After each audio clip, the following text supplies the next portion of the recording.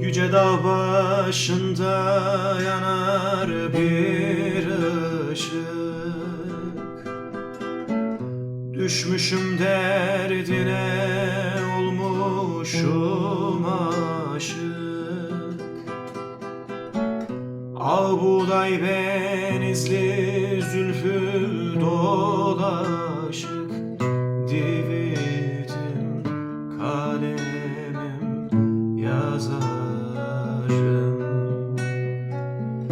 Böyle bir güzelin derdi var bende, oy bende, var bende.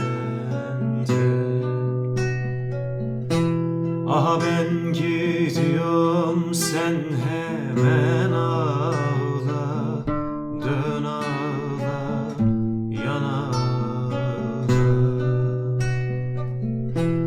Aha ben gidiyorum, sen hemen ağla, dön ağla, yan ağla.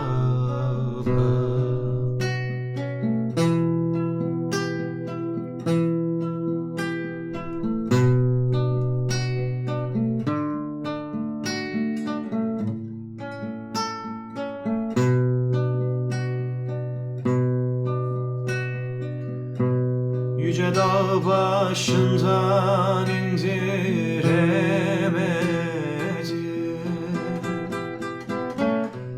yönünü yönüme döndüremedim.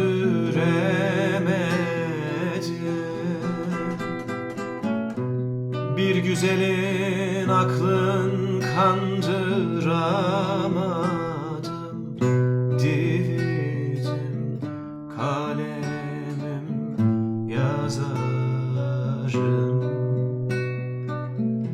Böyle bir güzelin derdi var bende, oy bende, var bende. Aha ben